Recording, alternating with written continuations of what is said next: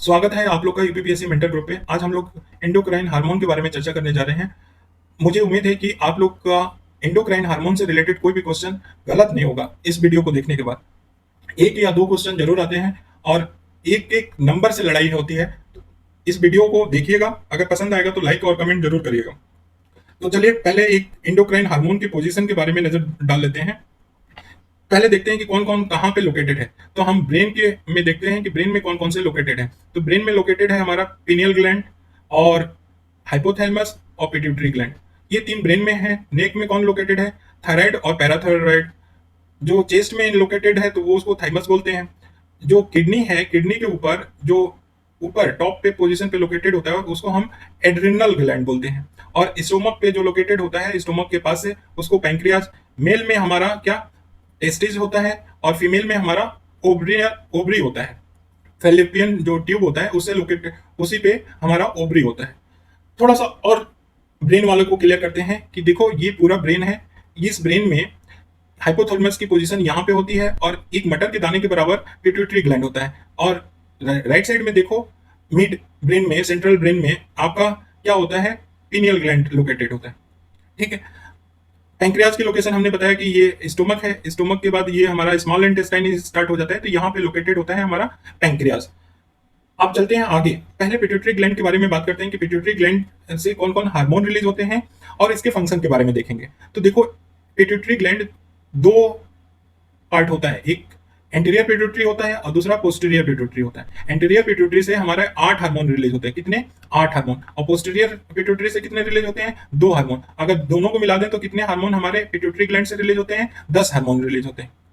पहला है, इसमें हार्मोन जो रिलीज होता है एसीटीएच, इसको बोलते हैं एड्रिनोकार्टिकोट्रोपिक हार्मोन। कौन सा बोलते हैं? एड्रिनोकार्टिकोट्रोपिक हार्मोन। दूसरा बोलते हैं ग्रोथ हार्मोन। तीसरा एमएसएच, जिसको मिलेनोसाइट स्टिमुलेटिंग हार्मोन बोलते हैं। हमारा जो पांचवा है वो उसको बोलते हैं TSH, thyroid stimulating hormone. Gonadotropin hormone होते हैं दो। कौन कौन? एफएसएच होता है और एक एलएच होता है। एफएसएच का मतलब होता है फॉलिकल स्टिमुलेटिंग हार्मोन और एलएच का होता है ल्यूटिनाइजिंग हार्मोन। और आठवां हमारा होता है प्रोलैक्टिन हार्मोन। तो एंटीरियर पिट्यूटरी से कितने रिलीज हो रहे हैं? 8। हमने बता दिया, एसीटीएच, जीएच, एमएसएच, टीएसएच और एफएसएच, एलएच और प्रोलैक्टिन, ये हमारा एंटीरियर पिट्यूटरी से रिलीज होते हैं। पोस्टीरियर से दो रिलीज होते हैं, एडीएच, इसी को हम लोग बेसोप्रेसिन भी बोलते हैं। बेसोप्रेसिन बोलते हैं इसी हार्मोन को, एडीएच को। और ऑक्सीटोसिन, तो 2 हार्मोन हमारे पोस्टीरियर से रिलीज हो गए। अब जरा सा यहाँ पे कंसेप्ट बना लो कि जो भी जिस नाम में स्टिमुलेटिंग हार्मोन दिख जाए तो वो सारे हमारे रिलीज होते हैं पिट्यूटरी से। किससे रिलीज होते हैं स्टिमुलेटिंग हार्मोन? हमारे पिट्यूटरी से। बस एसीटीएच है उसके नाम से नहीं पता चलता है, बाकी सबके नाम से पता चलेगा। ग्रोथ हार्मोन का भी नाम नहीं पता चलता है। देखो सब में एस लगा हुआ है, ल्यूटिनाइजिंग हार्मोन में यहाँ एस नहीं लगा, तो ल्यूटिनाइजिंग हार्मोन को और प्रोलैक्टिन, ये हमें याद रखना है कि इसमें एस नहीं लगा है। बाकी जो भी स्टिमुलेटिंग हार्मोन होते हैं वो कहां से रिलीज होते हैं? पिट्यूटरी ग्लैंड से रिलीज होते हैं। ठीक है। ये डायग्राम पे जब हम पढ़ लेंगे तब आएंगे तो बेहतर समझ में आएगा और एक इमेज से आपका पूरा रिवीजन हो जाएगा पिट्यूटरी ग्लैंड। तो इस पीपीटी को हम शेयर कर देंगे अपने टेलीग्राम ग्रुप पे, वहां पे जाके आप लोग डाउनलोड कर लेंगे और रिवीजन करने में 2 से 5 मिनट में आप रिवीजन कर लेंगे। ये भी क्वेश्चन गलत नहीं होगा हार्मोन से रिलेटेड। चलिए आप देखते हैं पहला हार्मोन। पहला हार्मोन हमारा है ग्रोथ हार्मोन। ग्रोथ हार्मोन पहले, या हिंदी में बोलते हैं इसको वृद्धि हार्मोन। कौन सा बोलते हैं? वृद्धि हार्मोन। देखो ग्रोथ के लिए क्या बिल्डिंग ब्लॉक होता है, यहाँ पे एक कंसेप्ट समझ लो कि हमारी बॉडी का जो भी बिल्डिंग ब्लॉक होता है बनाने वाला, वो होता है प्रोटीन। कौन होता है? प्रोटीन। अरे कॉमन भाषा में समझो, ले मैन की तरह समझो, जिनका बायोलॉजी नहीं है, कि अगर आप जिम जाते हो, बॉडी बनाने जाते हो, तो जो जिम ट्रेनर होता है वो बोलता है कि आप प्रोटीन का डाइट खूब लो। क्यों? प्रोटीन का डाइट लोगे तो वो आपकी बॉडी बनेगी, और बॉडी कैसे बनेगी? प्रोटीन के थ्रू बनेगी। तो बॉडी का बिल्डिंग ब्लॉक कौन सा है? प्रोटीन है। तो प्रोटीन के कारण ही डेवलपमेंट होता है मसल्स, या प्रोटीन की वजह से ही बॉडी का डेवलपमेंट होता है। अगर प्रोटीन की डिफिशियंसी हो जाएगी तो बॉडी डेवलप अच्छे से नहीं करेगा। तो ग्रोथ हार्मोन को से कौन कौन रिलेटेड होता है? तो एक हड्डी का फॉर्मेशन या हड्डी का डेवलपमेंट होता है, दूसरा मसल्स का क्या होता है? डेवलपमेंट होता है, और तीसरा कोई भी ऑर्गन होता है उसका डेवलपमेंट ये ग्रोथ हार्मोन से होता है। तो ग्रोथ हार्मोन से कौन कौन डेवलपमेंट होता है बोलो? बोन का या हड्डी का, दूसरा मसल्स का, तीसरा ऑर्गन का। और प्रोटीन सिंथेसिस, जब ग्रोथ की बात कर रहे हैं तो प्रोटीन सिंथेसिस होगा कि नहीं, प्रोटीन का निर्माण करेगा कि नहीं, बिल्कुल करेगा। तो प्रोटीन का निर्माण जब करेगा तभी बॉडी डेवलप करेगा, तो प्रोटीन सिंथेसिस में होगा, वेरी इंपॉर्टेंट। दूसरा क्या है कि अगर ब्लड में शुगर, जो शर्करा होता है, वो अगर कम हो गया तो बॉडी को एनर्जी नहीं मिलेगी, एनर्जी नहीं मिलेगा तो वो डेवलप नहीं कर पाएगा। तो ये ब्लड में शुगर के लेवल को मेंटेन रखे रहता है। कैसे? ये फैट को क्या कर देगा, ब्रेक डाउन कर देगा। जो वसा होता है उसको ब्रेक डाउन कर देगा, किसमें, ग्लूकोज में। अगर मान लो कि ग्लूकोज ब्लड में कम हो गया तो वसा को तोड़कर ये क्या कर देगा, ग्लूकोज का मात्रा बढ़ा देगा ब्लड में। ठीक है, तो हमने एक बार समरी कर लेते हैं कि ग्रोथ हार्मोन से क्या क्या रिलेटेड है। तो ग्रोथ हार्मोन से हमारा रिलेटेड बताया, बोन का डेवलपमेंट होगा, मसल्स का डेवलपमेंट होगा, ऑर्गन का डेवलपमेंट होगा। अब हमने बोला कि प्रोटीन का सिंथेसिस करेगा ये। ठीक है, नेक्स्ट हमने बताया क्या कि वसा को तोड़ेगा, ब्रेक डाउन करेगा। वसा को तोड़ देगा, क्यों? क्योंकि शुगर को ब्लड में मेंटेन करना है। अब दूसरा हार्मोन आ जाते हैं, दूसरा एड्रेनोकार्टिकोट्रोपिन हार्मोन, जिसको एसीटीएच बोलते हैं। ये हमारा एड्रिनल कॉर्टेक्स का डेवलप करता है। तो एड्रिनल कॉर्टेक्स क्या है? हमने बताया कि किडनी के ऊपर एक हार्मोन, एक ग्लैंड होता है जिसको बोलते हैं एड्रिनल ग्लैंड, इसी को एड्रिनल ग्लैंड बोलते हैं। और जो ऊपर वाली परत होती है, जो थिकनिंग होती है, और एक बीच वाली होती है, बीच वाले को मेडुला बोलते हैं और ऊपर वाले को बोलते हैं एड्रिनल कॉर्टेक्स बोलते हैं। तो एड्रिनल कॉर्टेक्स का डेवलपमेंट कौन करता है? एसीटीएच करता है। ठीक। तीसरा अब आ जाते हैं थायराइड स्टिमुलेटिंग हार्मोन। ये क्या करेगा? जो थायराइड ग्लैंड देखे हैं उसका डेवलपमेंट करेगा और ग्रोथ करेगा। उसका वृद्धि और विकास के लिए, इसका थायराइड ग्लैंड की वृद्धि और विकास के लिए कौन सा हार्मोन रिस्पॉन्सिबल है? टीएसएच है। तो 3 हार्मोन यहाँ पे देख लिए। अब नेक्स्ट चलते हैं, कौन सा है? चौथा है फॉलिकल स्टिमुलेटिंग हार्मोन, जिसको एफएसएच बोलते हैं। अब फॉलिकल क्या होता है इसको हम जान लेते हैं। देखो, है क्या कि ये फैलोपियन ट्यूब है। ये क्या है? फैलोपियन ट्यूब है। और फैलोपियन ट्यूब से ही हमारा क्या होता है? ओवरी कनेक्ट होता है। जैसे आप लोग सनफ्लावर देखे हो कि नहीं? सनफ्लावर एक बार देख लेना फुल, अगर नहीं देखे हो तो इमेज देख लेना, इंटरनेट पे मिल जाएगा। सनफ्लावर का स्ट्रक्चर कुछ ऐसा होता है और बीच में क्या होता है? दाने होते हैं, बीज होता है। अगर पूरे बीज को हमने ओवा मान लिया और ये पूरे ओवरी में एक फॉलिकल मान लिया, इसको क्या मान लिया? एक फॉलिकल। बहुत सारे फॉलिकल होते हैं उसमें, डेवलप्ड होते हैं। तो एक फॉलिकल मान लिया और एक फॉलिकल के ऊपर जो हेयरी टाइप या बाहर की चीजें हैं, इसको हम लोग क्या बोलते हैं? कार्पस ल्यूटियम बोलते हैं। तो ये जो स्ट्रक्चर दिख रहा है ना, ये ऐसे पीला टाइप का होता है, तो इसको बोलते हैं कार्पस ल्यूटियम। तो जब ओवा रिलीज हो जाता है, बीज का ओवा जो बीज है हटा दोगे, तो जो पार्ट बचा है उसी को कार्पस ल्यूटियम बोलते हैं, उसी को कार्पस ल्यूटियम बोलते हैं। समझ में आया? कार्पस ल्यूटियम, फॉलिकल, ये ओवरी है, ओवरी में बहुत सारे फॉलिकल होते हैं। और एक फॉलिकल 1 महीना में डेवलप होके जो पीरियड साइकिल बनाता है, 1 महीना में फॉलिकल से ओवा रिलीज होता है। ओवा रिलीज होने के बाद हमारा कार्पस ल्यूटियम बनता है। तो कार्पस ल्यूटियम, ध्यान रखना, कार्पस ल्यूटियम ब्रेन का नहीं है, ये ओवरी का पार्ट है। ठीक। तो अब देखो यहाँ पे फॉलिकल समझ गए, तो फॉलिकल को स्टिमुलेट करने वाला हार्मोन कौन सा है? एफएसएच है। तो ये ओवरियन जो फॉलिकल होता है उसको स्टिमुलेट करता है फीमेल के। लेकिन मेल में क्या करता है? तो मेल में जो स्पर्म होता है उसका फॉर्मेशन कौन करता है? एफएसएच करता है। ठीक है, एफएसएच मेल में स्पर्म का प्रोडक्शन करता है। तो हमें एफएसएच से क्या बोला? फॉलिकल को स्टिमुलेट करता है और दूसरा स्पर्म का फॉर्मेशन करता है, बस। अब ल्यूटिनाइजिंग हार्मोन में आ जाओ। ल्यूटिनाइजिंग हार्मोन में हमने बताया कि ये stimulating development of corpus luteum. जो कार्पस ल्यूटियम होता है, ओवा रिलीज होने के बाद जो बच जाता है ऐसा स्ट्रक्चर, उसको कार्पस ल्यूटियम बोलते हैं। तो कार्पस ल्यूटियम के डेवलपमेंट में कौन सा हार्मोन होता है? ल्यूटिनाइजिंग हार्मोन होता है। इसी को कहते हैं ओवा, ओवा को सिक्रेट करने वाला हार्मोन, या इसी को बोलते हैं ओवुलेशन। ओवुलेशन का मतलब, ओवुलेशन हार्मोन बोलते हैं। ओवुलेशन का मतलब कि जो फॉलिकल है, फॉलिकल से यहाँ पे ओवा है उसको रिलीज करना। ठीक है, 14वें दिन फीमेल ओवा रिलीज करती हैं और ओवा रिलीज करने के बाद जो पार्ट बचता है उसको कार्पस ल्यूटियम बोलते हैं। और ये ओवुलेशन के लिए रिस्पॉन्सिबल कौन सा हार्मोन होता है? तो ल्यूटिनाइजिंग हार्मोन होता है। तो ये रहा फीमेल का। और मेल में देखें तो ल्यूटिनाइजिंग हार्मोन टेस्टेरोन का फॉर्मेशन करता है। प्रोडक्शन कौन करता है? किसका? टेस्टेरोन हार्मोन, जो टेस्टिस से रिलीज होती हैं, वो उसका प्रोडक्शन कौन करता है? Luteinizing hormone. तो आई थिंक कि फॉलिकल हार्मोन, स्टिमुलेटिंग हार्मोन और ल्यूटिनाइजिंग हार्मोन को समझ गए। अब नेक्स्ट चलते हैं कि जो ये कार्पस ल्यूटियम बना है, ये कार्पस ल्यूटियम कौन से हार्मोन को रिलीज करता है? तो एस्ट्रोजन और प्रोजेस्टेरॉन, ये 2 हार्मोन को रिलीज करता है, एस्ट्रोजन और प्रोजेस्टेरॉन। तो बोलेंगे कि फीमेल हार्मोन कौन सा है? तो भैया कार्पस ल्यूटियम के बारे में जान गए, तो कार्पस ल्यूटियम मेल में तो बनता नहीं है, तो एस्ट्रोजन और प्रोजेस्टेरॉन फीमेल में ही बनेगा। मेरी बात समझ रहे हो कि नहीं? तो फीमेल हार्मोन, कई बार यूपीपीसीएस में कुछ लेते हैं फिर फीमेल हार्मोन, जब ये कंसेप्ट जानते हो तो आपका ये क्वेश्चन गलत नहीं होगा। अब नेक्स्ट आते हैं कि एंटीरियर पिट्यूटरी में नेक्स्ट हार्मोन है हमारा प्रोलैक्टिन। कौन सा? प्रोलैक्टिन। प्रोलैक्टिन का काम क्या होता है कि ये हमारा मेमोरी जो ग्लैंड होता है उसको डेवलप करता है या ग्रोथ करता है, वृद्धि करता है मेमोरी ग्लैंड में प्रोलैक्टिन, और मिल्क का प्रोडक्शन करता है। ध्यान रखना, यहाँ पे हम प्रोडक्शन बोल रहे हैं, तो मिल्क का उत्पादन, प्रोडक्शन कौन करता है? प्रोलैक्टिन हार्मोन करता है। जब एक प्रेग्नेंट लेडी होती है उसमें, तो मिल्क का प्रोडक्शन, प्रोडक्शन ऑफ मिल्क के लिए कौन सा रिस्पॉन्सिबल होता है? प्रोलैक्टिन होता है। अच्छा, प्रोलैक्टिन हार्मोन सीक्रेट स्टिमुलेट कैसे होता है? तो जब बेबी या बच्चा फीड करता है मदर की मेमोरी ग्लैंड से, तो मिल्क जब सक करता है, तो उस सक के कारण प्रोलैक्टिन हार्मोन क्या होता है? सीक्रेट होता है। समझ में आया? तो प्रोलैक्टिन के बारे में हमने तीन चीजें बताया कि मेमोरी ग्लैंड को विकास करता है, दूसरा बताया कि प्रोडक्शन ऑफ मिल्क करता है। हम बार बार बोल रहे हैं कि प्रोडक्शन, स्टिमुलेशन ऑफ मिल्क नहीं है, प्रोडक्शन ऑफ मिल्क है, तो प्रोडक्शन ऑफ मिल्क। तीसरा हमने बताया कि ये जब बेबी फीड करता है और सक करता है मिल्क, तब ये प्रोलैक्टिन हार्मोन स्टिमुलेट होता है। अब नेक्स्ट आते हैं मेलानोसाइट स्टिमुलेटिंग हार्मोन, एमएसएच। ये क्या होता है? हमारे स्किन का पिगमेंट होता है, पिगमेंट को प्रमोट करता है, मतलब कि मेलानिन की डिपॉजिट। मेलानिन जो हार्मोन होता है, मेलानिन हार्मोन के कारण ही हमारे स्किन पे होता है, तो हम लोग गोरे या काले होते हैं। गोरे या काले होते हैं, जो लोग काले होते हैं उसमें क्या होता है? मेलानिन हार्मोन या मेलानोसाइट्स ज्यादा होते हैं। ठीक है, मेलानिन हार्मोन क्या होता है? ज्यादा होता है ब्लैक में, और जो व्हाइटिश कलर के या गोरे होते हैं उसमें मेलानोसाइट क्या होते हैं? कम होते हैं। ठीक है, तो स्किन के कलर को गवर्न करता है मेलानोसाइट स्टिमुलेटिंग हार्मोन। ये भी किससे रिलीज होता है? एंटीरियर पिट्यूटरी से। अब आते हैं पोस्टीरियर पिट्यूटरी पे। पोस्टीरियर, जो पोस्टीरियर लोब होता है पिट्यूटरी का, वो हमने दो बताया कि एक एडीएच हार्मोन रिलीज होता है, दूसरा हमने बताया ऑक्सीटोसिन रिलीज होता है।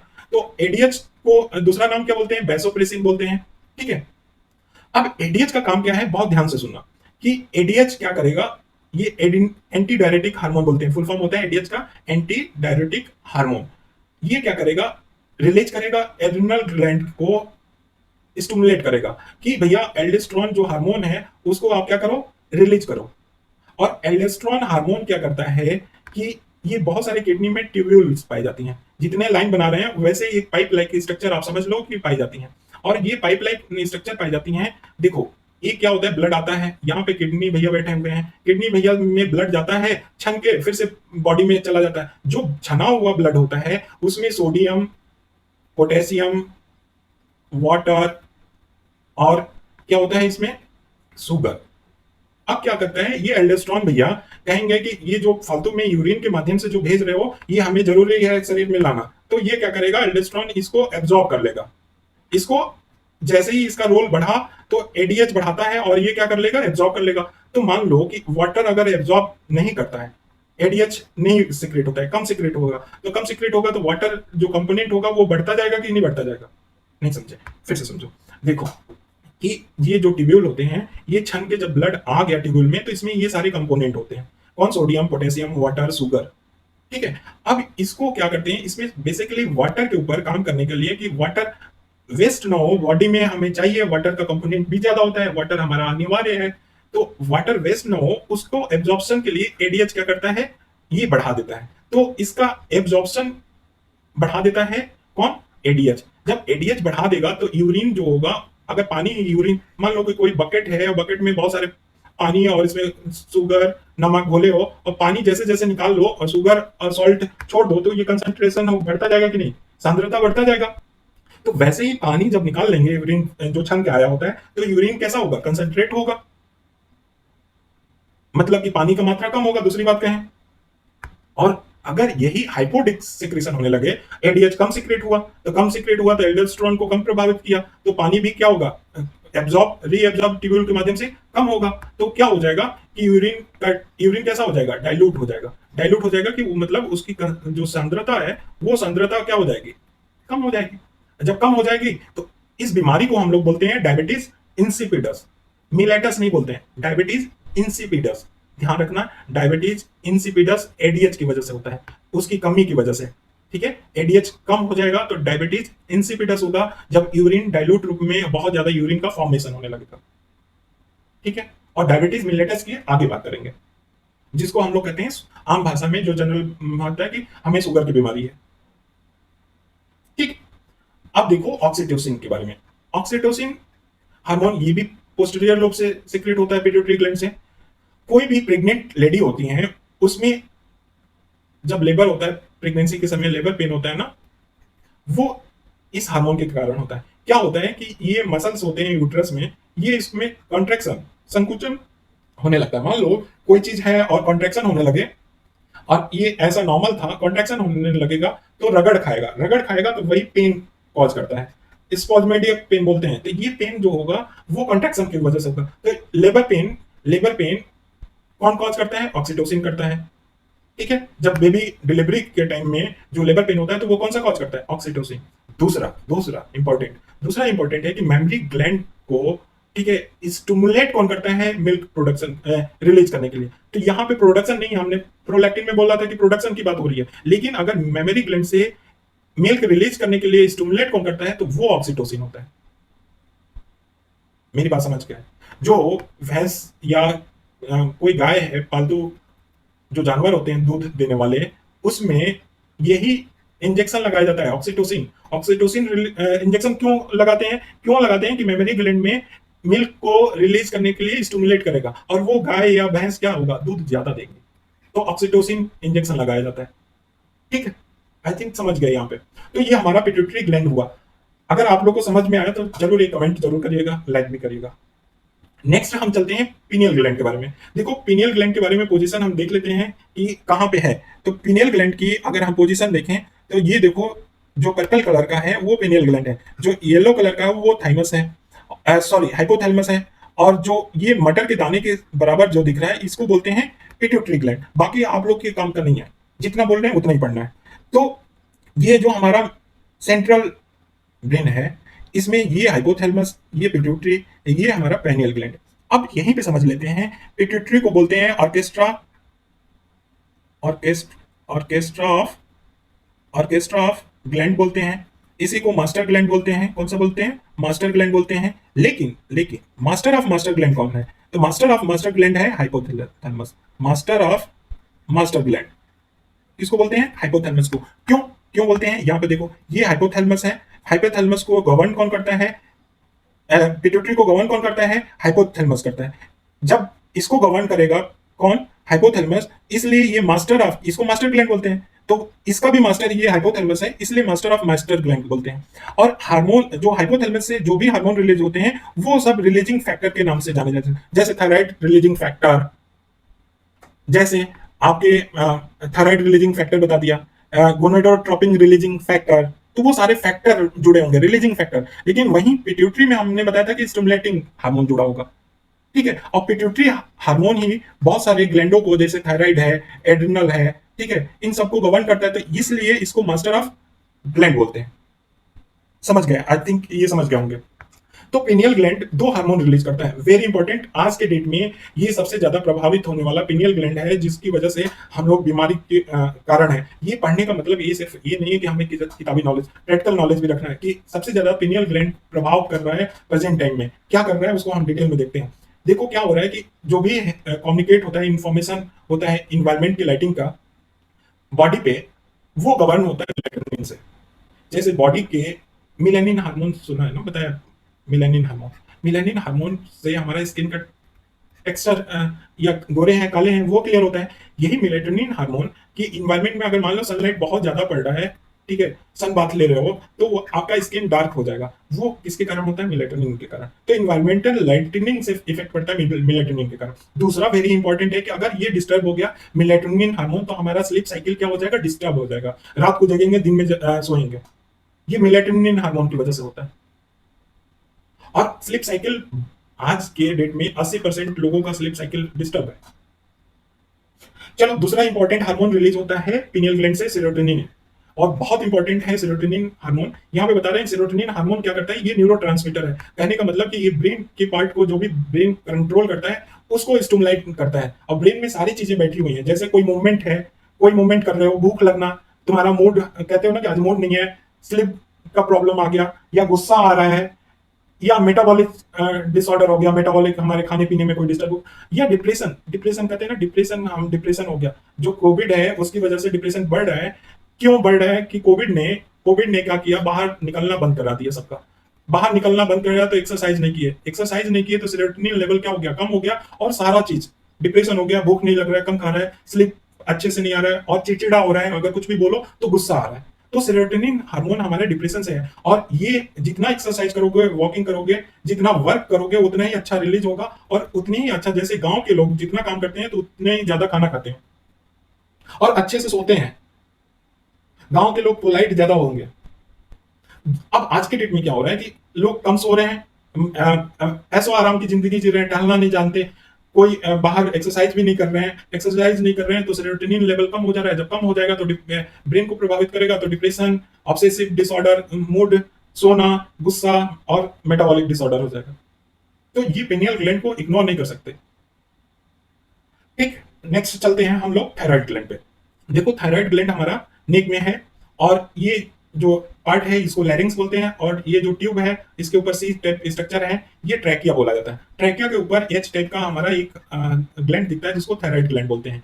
थायराइड ग्लैंड को किसको किसको इन्फ्लुएंस करता है, तो थायराइड ग्लैंड हमारा एक तो कैल्शियम मेटाबॉलिक को इन्फ्लुएंस करता है। कैल्सिटोनिन, कैल्सिटोनिन हार्मोन रिलीज होता है हमारा थायराइड के थ्रू। इसके थ्रू रिलीज होता है कैल्सिटोनिन। तो ये कैल्शियम मेटाबॉलिक को बनाए रखता है। अगर मान लो कि ब्लड में कैल्शियम की कमी हो गई, ब्लड में कैल्शियम आयन की कमी हो गई या कैल्शियम की कमी हो गई, तो ये थायराइड क्या करेगा कि ब्लड में कैल्शियम को बढ़ा देगा, और किसके माध्यम से, कैल्सिटोनिन रिलीज करेगा, और कैल्सिटोनिन क्या करेगा, कैल्शियम को बढ़ा देगा। अगर मान लो कि ब्लड में कैल्शियम ज्यादा हो गया, तो वो क्या करेगा कि पैराथायराइड, एंटागोनिस्टिक हार्मोन बोले जाते हैं कौन कौन, थायराइड और पैराथायराइड। मतलब जो थायराइड है वो कैल्शियम को बढ़ा रहा है, तो पैराथायराइड क्या करेगा, कैल्शियम को डिक्रीज कर देगा।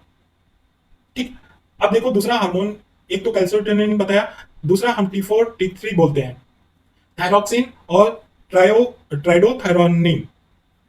तो थायरोक्सिन किसको बोलते हैं, T4 को बोलते हैं। पहला क्वेश्चन तो यही बनेगा, थायरोक्सिन T4 को बोलते हैं, और इसमें आयोडीन होता है इसके फॉर्मेशन में। तो इसको, अब ये क्या करता है, बीएमआर को समझते हैं, इसको बोलते हैं बेसिक मेटाबॉलिक रेट या बेसल मेटाबॉलिक रेट बोलते हैं। क्या होता है कि जो आप मान लो, सिंपल लैंग्वेज में समझे कि एक गांव का आदमी है, वो काम कर रहा है, एक शहर का आदमी है वो भी काम कर रहा है, दोनों 8 घंटा काम कर रहे हैं, लेकिन गांव का आदमी है वो ज्यादा मेहनत वाला शारीरिक काम कर रहा है, और ये जो आदमी है शहर वाला, वो शारीरिक काम न करके मेंटल काम कर रहा है। अब दोनों के लिए रिक्वायरमेंट मेटाबॉलिक रेट का, जो एनर्जी चाहिए, इसमें एनर्जी ज्यादा चाहिए, इसमें एनर्जी कम चाहिए। तो जिसको एनर्जी ज्यादा चाहिए उसका बेसल मेटाबॉलिक रेट क्या होगा, ज्यादा होगा। मेरी बात समझ गए कि नहीं, बेसल मेटाबॉलिक रेट क्या होगा, ज्यादा होगा, और जिसका कम चाहिए उसका बेसल मेटाबॉलिक रेट क्या होगा, कम होगा। तो ये बॉडी के जो भी एनर्जी चाहिए, वो एनर्जी के लिए रिस्पॉन्सिबल कौन होता है, थायराइड हार्मोन होता है। यही कहते हैं ना। अब थोड़ा सा प्रैक्टिकल देखो, कहते हैं कि थायराइड, किसी को सुना ना कि थायराइड की बीमारी हो गई, क्यों, क्योंकि वो बोलता है कि सुबह जब उठते हैं तो हमें बहुत थकान थकान सा लगता है, चलने का मन नहीं करता है। क्यों, क्यों भैया, जब थायराइड हार्मोन कम हो जाएगा तो क्या होगा, एनर्जी भी कम, बेसल मेटाबॉलिक रेट कम हो जाएगा, तो एनर्जी का फॉर्मेशन क्या हो जाएगा, कम हो जाएगा। और एनर्जी मिलती किससे है, ये लोग आप लोग पढ़े होंगे, शुगर की ब्रेकडाउन से मिलते हैं। शुगर, जितना शुगर ब्लड में होता है उसी के थ्रू एनर्जी होता है। तो डायरेक्टली देखें तो रिलेटेड है शुगर से, तो जितना ज्यादा energy, energy is directly proportional to sugar.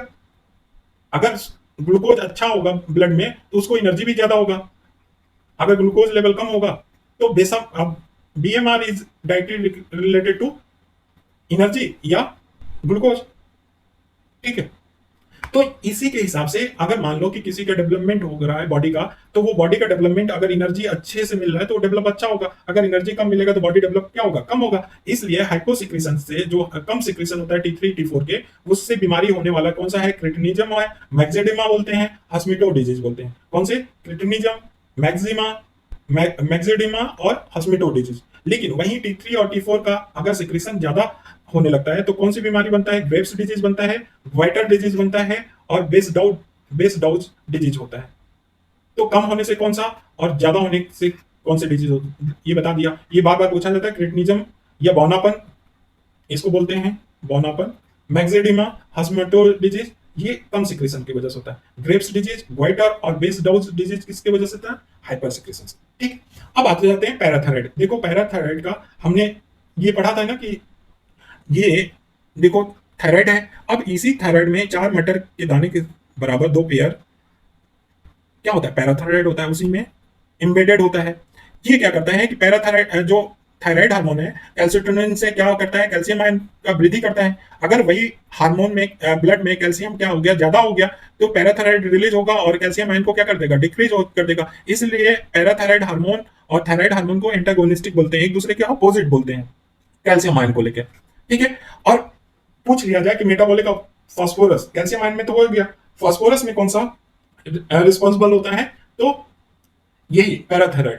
अब देखो कैल्शियम की ऑस्टियोपोरोसिस, ऑस्टियोपोरोसिस क्या होता है कि ये हड्डी है और उसमें छेद हो जाए, हड्डी में पोर बन जाए, मतलब हड्डी कमजोर हो जाए, तो इसको बोलते हैं ऑस्टियोपोरोसिस। और हड्डी बना किसके से होता है, कैल्शियम फास्फोरस से बना होता है। तो अगर कैल्शियम, मान लो कैल्शियम क्या कर दे, डिक्रीज हो जाए, ब्लड में डिक्रीज हो जाए, तो बोन को मिलेगा नहीं कैल्शियम और बोन मजबूत नहीं होगा, तो ऑस्टियोपोरोसिस का होगा कि नहीं होगा। तो ये किडनी स्टोन इसी की वजह से बनता है। तो ये 2 कॉज बता दिया। ठीक।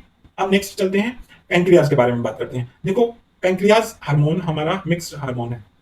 पैंक्रियाज जो ग्लैंड है वो मिक्स ग्लैंड होता है। अब जरा सा यहाँ पे 2 बातें जानते हैं, डक्टलेस ग्लैंड एक होते हैं और एक डक्ट ग्लैंड होते हैं।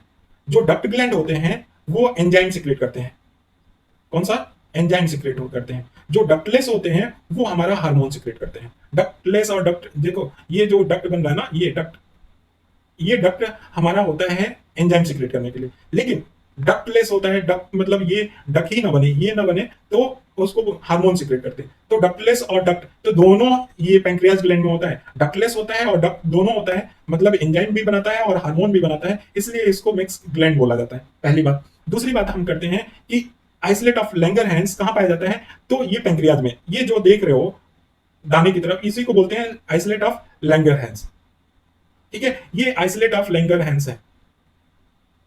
और पूरा ऐसा नहीं है कि आइसोलेट ऑफ लैंगरहैंस से ही पूरा बना हुआ है पैंक्रियाज, नहीं, कहीं कहीं दिख रहे हैं आपको। ठीक। और जो ये सेल हैं, ऐसे पूछा नहीं जाएगा, एसिनर, एसिनर सेल बोलते हैं, एसिनर सेल। और ये एसिनर, एसिनर जो सेल होते हैं, यही acinar cell digestive enzyme secrete करते हैं। क्या एंजाइम, देखो यही सिक्रेट करेंगे और इससे माध्यम से डक्ट से क्या कर देंगे, एंजाइम छोड़ देंगे। और ये क्या है, ड्यूडेनम है, स्मॉल इंटेस्टाइन का पार्ट है ड्यूडेनम, ये स्टोमक है, तो ड्यूडेनम में एंजाइम छोड़ देंगे। तो एसर सेल होते हैं आइसोलेट, आइसोलेट ऑफ लैंगरहैंस होते हैं। तो आइसोलेट ऑफ लैंगरहैंस सेल क्या होते हैं, वो हार्मोन फॉर्म करते हैं। जो एसनर सेल होते हैं वो डाइजेस्टिव एंजाइम फॉर्म करते हैं। इतना समझ में आया। अब नेक्स्ट चलते हैं कि आइसोलेट ऑफ लैंगरहैंस में कौन कितने 3 तरह के सेल होते हैं। एक होता है अल्फा सेल, दूसरा होता है बीटा सेल और तीसरा होता है डेल्टा सेल।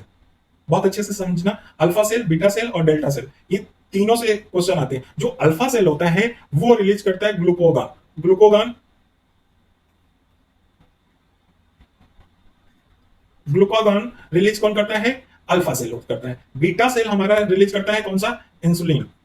और डेल्टा सेल क्या करता है, जो ग्लूकागान है, ग्लूकागान और इंसुलिन को सप्रेस करता है। जो अल्फा से ग्लूकागान रिलीज हुआ है, बीटा से जो इंसुलिन रिलीज हुआ, उसको सप्रेस करने के लिए, ये दबाने का काम कौन करता है, डेल्टा सेल करता है। तो alpha cell islets of Langerhans में 3 सेल होते हैं। अल्फा सेल जो ग्लूकागान का निर्माण करता है, बीटा सेल जो इंसुलिन का फॉर्मेशन करता है, और डेल्टा सेल इन ग्लूकागान और इंसुलिन का सप्रेस करता है। आई थिंक समझ गया आप। अब चलते हैं कि इनका काम क्या होता है। अब देखो क्या होता है कि एक ग्लूकागॉन होता है, पहले तो जान लो ग्लूकागॉन, ग्लूकागॉन और इंसुलिन एक दूसरे के अपोजिट होते हैं, मतलब ये एक दूसरे के अपोजिट काम करते हैं। ऐसे काम करते हैं, ये देखते हैं। देखो लीवर में क्या होता है, हमारा फैट डिपॉजिट होता है, मतलब ग्लाइकोजन डिपॉजिट होता है, लीवर में ग्लाइकोजन डिपॉजिट होता है। अब क्या होता है कि मान लो किसी कारणवश ब्लड में आपने खाना नहीं खाया या कोई भी कारण हो, क्या है कि ब्लड में शुगर जो था वो कम हो गया। अगर कम हो गया तो एनर्जी आपको मिल नहीं रही है बॉडी से, आप फटीग फील कर रहे हो। तो ग्लूकोगॉन क्या करेगा कि लीवर में जो ग्लाइकोजन है वो उसको ग्लूकोज में तोड़ देगा। किसमें तोड़ देगा, ग्लूकोज, किसके माध्यम से, ग्लूकागॉन के माध्यम से। तो ग्लूकागॉन के माध्यम से ग्लाइकोजन को ग्लूकोज में तोड़ देते हैं। अब दूसरा आ जाओ कि मान लो कि ये ब्लड वेसल है, ब्लड वेसल में शुगर ज्यादा हो गया, शुगर क्या हो गया, बहुत ज्यादा हो गया। तो शुगर ज्यादा हो गया तो उसको कम करने के लिए ग्लूकोज को ग्लाइकोजन में, ग्लाइकोजन में कन्वर्ट करने के लिए हमारा क्या आ जाता है, इंसुलिन आ जाता है। ठीक है। अब इस इंसुलिन क्या करता है कि ब्लड में जो ग्लूकोज होता है उसको ग्लाइकोजन में चेंज कर देता है और फिर शुगर को नॉर्मल पोजीशन पे ला देता है। अगर मान लो कि इंसुलिन हार्मोन नहीं सिक्रेट होता है तो डायबिटीज कौन सा होता है, मिलेटस। क्यों? क्योंकि ब्लड में शुगर बढ़ा रहता है, इसी को बोलते हैं शुगर की बीमारी। जबकि डायबिटीज इंसिपिडस हमने बताया था किससे होता है, किससे, एडीएच से। ठीक है, एडीएच की कम सिक्रेशन से या वैसोप्रेसिन के कम सिक्रेशन से। ठीक है, और डेल्टा सेल इन दोनों को, इंसुलिन और ग्लूकागॉन को कंट्रोल करता है। ठीक है, अब नेक्स्ट चलते हैं एड्रिनल ग्लैंड पे। एड्रिनल ग्लैंड में हम बता रहे थे कि ये पोजीशन है किडनी के टॉप पे, एंटीरियर, इसको बोलते हैं एंटीरियर। एंटीरियर का मतलब ऊपर पोजीशन पे। ठीक है, तो ये बीच वाला है, इसको हम मेडुला बोलते हैं, और जो ऊपर वाला होता है उसको कॉर्टेक्स बोलते हैं। तो एड्रिनल कॉर्टेक्स ऊपर वाला पार्ट और बीच वाला पार्ट है वो मेडुला। ठीक है, इसको क्रॉस सेक्शन काट के देखा है, तो इतना समझ में आ गया। अब चलो आगे देखो, होता क्या है कि जो हमारा एड्रिनल कॉर्टेक्स है, जो पीछे हमने दिखाया, ये एड्रिनल कॉर्टेक्स और मेडुला दोनों हार्मोन रिलीज करते हैं, लेकिन दोनों हार्मोन की प्रवृत्ति या नेचर जो होता है वो अलग अलग होता है। अब वही देखने जा रहे हैं। जो एड्रिनल कॉर्टेक्स है वो कॉर्टिजोल नाम का हार्मोन सिक्रेट करता है, या आंख बंद करके बोलो कि इस एड्रिनल कॉर्टेक्स होता है वो सब स्टेरॉयड हार्मोन को सिक्रेट करता है। कौन सा steroid hormone adrenal cortex secrete करता है? स्टेरॉयड का मतलब कि वसा जैसे तत्व से बना हुआ। तो कॉर्टिजोल क्या है, ये क्या करेगा, जो कार्बोहाइड्रेट हम लोग लेते हैं, प्रोटीन है, फैट है, ये तीनों मेटाबॉलिज्म को क्या करता है, रेगुलेट करता है, नियंत्रण करता है। तो कौन कौन से, ये कॉर्टिजोल कार्बोहाइड्रेट, प्रोटीन और फैट मेटाबॉलिज्म को क्या करता है, रेगुलेट करता है। और यही एंटी इन्फ्लेमेटरी होता है, मतलब अगर कहीं पे सूजन आ जाए तो कॉर्टिजोल हार्मोन रिलीज होकर उस सूजन को क्या कर देता है, कम कर देता है। और ये क्या करता है कि कोई, अगर मान लो कि बहुत डिप्रेस है बॉडी, स्ट्रेस में है बॉडी, बहुत बॉडी स्ट्रेस में है, तो उस स्ट्रेस से हटाने का काम करता है कॉर्टिजोल। तो कॉर्टिजोल हार्मोन किससे रिलीज होता है, एड्रिनल कॉर्टेक्स से। कौन कौन से, किसको रेगुलेट करता है, कार्बोहाइड्रेट, प्रोटीन और फैट मेटाबॉलिज्म को रिप्रेजेंट करता है। एंटी इन्फ्लेमेटरी होता है, मतलब सूजन को भी कम करता है। अब इंटरेस्टिंग बता रहे हैं कि कोविड की जब बीमारी हुई थी तो सुने थे ना कि स्टेरॉइड का इंजेक्शन लगाओ, या बहुत सारे डॉक्टर बोल रहे थे। क्यों? क्योंकि कोविड की वजह से इन्फेक्शन होने के कारण क्या हो रहा था कि सूजन आ जा रहा था, हर एक ऑर्गन में, बॉडी में कहीं सूजन आ रहा था। तो उस सूजन को कम करने के लिए ये कॉर्टिजोल या स्टेरॉइड का हार्मोन लगाया जाता है। आप समझ में आया? देखो, इसके हाइपोसिक्रेशन, जो कॉर्टिजोल है उसके हाइपो कम सिक्रेशन के कारण कौन सा बीमारी होता है, एडिसन डिजीज होता है। कौन सा, एडिसन डिजीज होता है, या इसी को एडिनोकॉर्टिजोल भी बोलते हैं। एडिनल ग्लैंड से निकल रहा है तो एडिनो उसी का नाम से है। तो एडिसन डिजीज हाइपोसिक्रेशन से, हाइपर सिक्रेशन से, इसके ज्यादा सिक्रेशन से, कॉर्टिजोल से कौन सा होता है, कसिंग डिजीज होता है। वेरी इंपॉर्टेंट, याद रखना, एडिसन डिजीज किसके होता है, कॉर्टिजोल के कम सिक्रेशन से, और ज्यादा सिक्रेशन से कसिंग डिजीज होता है। अब दूसरा होता है कॉर्टिकोस्टेरॉन, ये भी कॉर्टिजोल की तरह होता है, ये भी स्टेरॉइड हार्मोन है। ठीक है, लेकिन ये पोटेशियम और सोडियम मेटाबॉलिज्म को गवर्न करता है। तो सोडियम और पोटेशियम मेटाबॉलिज्म को गवर्न करता है, साथ साथ में कॉर्टिजोल की तरह काम करता है। तो सोडियम पोटेशियम मेटाबॉलिज्म को गवर्न करने वाला होता है कॉर्टिकोस्टेरॉन होता है। इंपॉर्टेंट है एड्रिनल कॉर्टेक्स। ठीक है, अब तीसरा है कि एल्डोस्टेरॉन। ये एल्डोस्टेरॉन हमारा रिलीज होता है किससे, एड्रिनल कॉर्टेक्स से। और ये क्या करता है, जो भी इलेक्ट्रोलाइट होते हैं और वाटर होते हैं उसको बैलेंस करता है। जो हमने पढ़ा था ना एडीएच में, एडीएच हार्मोन किसको इन्फ्लुएंस करता है, एल्डोस्टेरॉन का। तो इलेक्ट्रोलाइट में हमने पढ़ा था, बताया था सोडियम, पोटेशियम, शुगर और वाटर बताया, याद आ रहा है कुछ? तो एल्डोस्टेरॉन क्या करता है, वाटर और इलेक्ट्रोलाइट को क्या करता है, नियंत्रण करता है। और sodium chloride retention, potassium excretion, तो ये क्या करता है कि सोडियम और क्लोराइड को रखता है बॉडी के अंदर, और पोटेशियम को क्या कर देता है, एक्सक्रीट कर देता है। तो एल्डोस्टेरॉन हो गया। दूसरा है एंड्रोजन। एंड्रोजन ये है, ये क्या करता है, एंड्रोजन हार्मोन टेस्टोस्टेरोन जो हार्मोन होता है उसको डेवलप करता है, डेवलपमेंट के लिए प्रमोट करता है। ठीक है, और जो सेकेंडरी कैरेक्टर होते हैं, जो मेल के सेकेंडरी कैरेक्टर होते हैं, जैसे दाढ़ी आना, छाती में बाल आना, ये सेकेंडरी हार्मोन कैरेक्टर बोलते हैं, वो एंड्रोजन की वजह से होते हैं। तो हमने क्या क्या पढ़ा, एड्रिनल कॉर्टेक्स, यहां से क्वेश्चन बनते हैं, कॉर्टिजोल, दूसरा कॉर्टिकोस्टेरॉन, तीसरा एल्डोस्टेरॉन और चौथा एंड्रोजन पढ़ा। अब आते हैं एड्रिनल मेडुला से।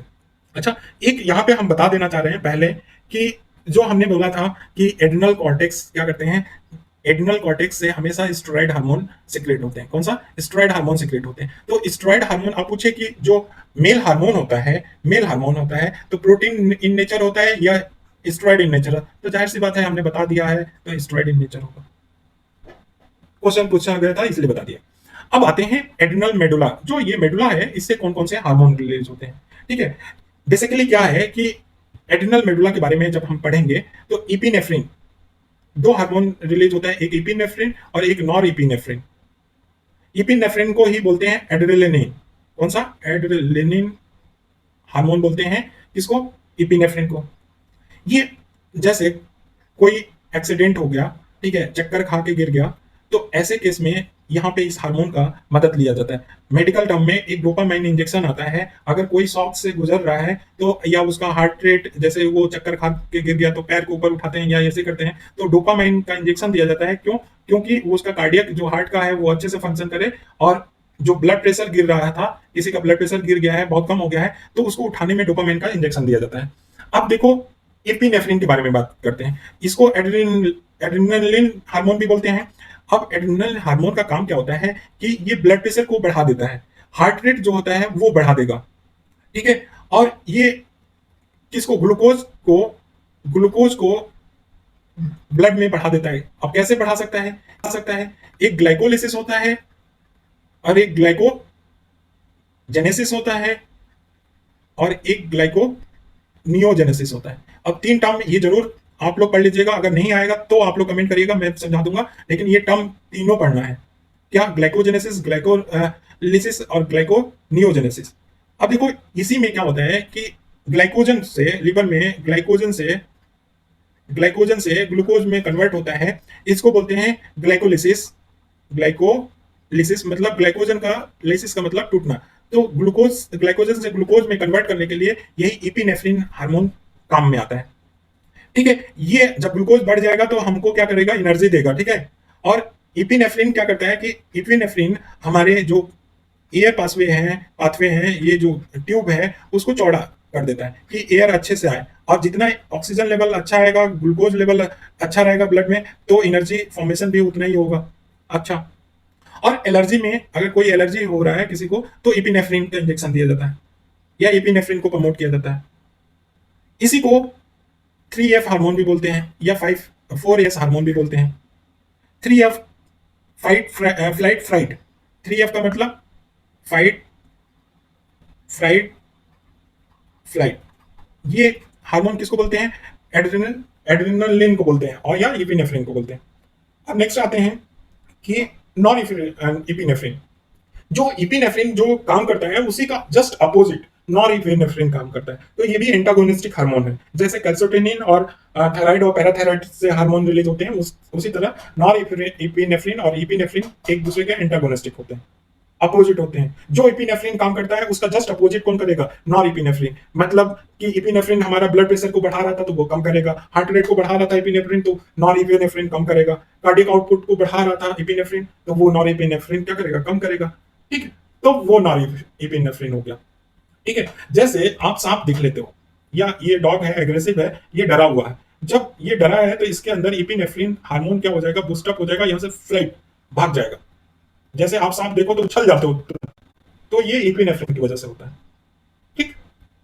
अब आ जाते हैं सिक्रेशन ऑफ टेस्टिस, देखते हैं कौन कौन सा है। तो टेस्टोस्टेरोन होता है, और development of male sex organ इसी टेस्टोस्टेरोन की वजह से होता है, ठीक है। ये मेल में हो गया। फीमेल में आ जाते हैं कि प्लेसेंटा भी एक हार्मोन ग्लैंड की तरह काम करता है। प्लेसेंटा क्या करता है? कोरियोनिक गोनेडोट्रोपिक हार्मोन रिलीज करता है, ठीक है ना। एस्ट्रोजन और प्रोजेस्टेरोन भी प्लेसेंटा से। तो हमने कार्पस ल्यूटियम बताया था, कार्पस ल्यूटियम से एस्ट्रोजन और प्रोजेस्टेरोन को बताया था। एक प्लेसेंटा से भी एस्ट्रोजन और प्रोजेस्टेरोन रिलीज होता है। जैसे फीमेल क्या होती हैं, प्रेग्नेंट होती हैं, तो एक किट होता है, किट से हम प्रेगनेंसी जांच करते हैं। तो ये सीजीएच या कोरियोनिक गोनेडोट्रोपिक हार्मोन जो होता है, इसी के वो किट में देखा जाता है। इसी के आधार पे प्रेगनेंसी को निर्धारित किया जाता है, या ब्लड में इस हार्मोन का लेवल ज्यादा होगा तो वुमेन क्या होगी? प्रेग्नेंट होगी, ठीक है। तो प्लेसेंटा से भी एस्ट्रोजन और प्रोजेस्टेरोन रिलीज होता है। नेक्स्ट आते हैं गैस्ट्रो में। गैस्ट्रो इंटेस्टाइनल म्यूकोसा से कौन कौन हार्मोन रिलीज होते हैं? तो देखो ये हमारा स्टोमक हो गया, और ये ड्यूडेनम है, ड्यूडेनम ऊपर वाला पार्ट, और जेजुनम, ठीक है। ड्यूडेनम और जेजुनम दो पार्ट होते हैं स्मॉल इंटेस्टाइन में। ये ड्यूडेनम में हमारा एक हार्मोन सीक्रेट होता है, सिक्रेटिन नाम होता है। क्या? दो जो ड्यूडेनम और जेजुनम है, स्मॉल इंटेस्टाइन का पार्ट, उसमें एक सिक्रेटिन हार्मोन स्टिमुलेट होता है। वो स्टिमुलेट क्या करता है, जो पैंक्रियास से पैंक्रियाटिक जूस निकलता है उसको स्टिमुलेट करेगा, बाइल जूस को स्टिमुलेट करेगा, और इंटेस्टाइनल सिक्रेशन को स्टिमुलेट करेगा। तो सिक्रेटिन किसको किसको स्टिमुलेट करता है, तो पैंक्रियास के जो एंजाइम निकलते हैं उसको निकलने के लिए, बाइल जूस निकलने के लिए, और इंटेस्टाइनल सिक्रेशन जो होते हैं मिकोसा सिक्रेट करने के लिए वो सिक्रेट करता है। तो गैस्ट्रो इंटेस्टाइनल हो गया हार्मोन। अब आ जाते हैं थाइमस में। थाइमस में ये हमारा लास्ट है कि ये हमारा लिम्फेटिक सिस्टम, ये 13 वर्ष तक एक्टिव होता है, और ये हमारा क्या करता है, लिम्फेटिक सिस्टम क्या होता है, व्हाइट ब्लड कॉर्टिसोल, जो व्हाइट डब्ल्यूबीसी होता है, ये लिम्फेटिक प्रतिरक्षात्मक कार्य करता है, प्रतिरक्षा की तरह काम करता है, उसी को लिम्फेटिक सिस्टम बोलते हैं। तो प्रतिरक्षा करने के लिए ये थाइमोसिन हार्मोन रिलीज करता है उसको बढ़ाने के लिए। और ये क्या करता है, थाइमोसिन टी सेल को इंक्रीज कर देता है, टी सेल को इंक्रीज कर देगा, और उसकी वजह से इम्यून सिस्टम क्या हो जाता है, हमारा इंप्रूव हो जाता है। देखो लिम्फेटिक सिस्टम क्या होता है, लिम्फेटिक सिस्टम दो, टी सेल और बी सेल आते हैं। टी सेल और बी सेल में क्या होता है, बी सेल तो कोई एंटीजन मान लो बॉडी में आया, कोई भी एंटीजन आया बॉडी में, कोई भी बाहरी तत्व घुसा, और बी सेल उसको पहचान लेगा और इसको कहेगा भैया दुश्मन आ गया है घर में, एंटीबॉडी बनाओ। तो टी सेल क्या करेगा, एंटीबॉडी बनाने लगेगा, और ये एंटीजन जो घुस गया अंदर उसको टी सेल कवर करेगा और मार डालेगा। तो इसी को हमारा बोलते हैं इम्यून सिस्टम। तो आई होप कि एंडोक्राइनोलॉजी आपको समझ में आया होगा। अगर पसंद आया होगा तो लाइक और कमेंट जरूर करिएगा। Thank you so much.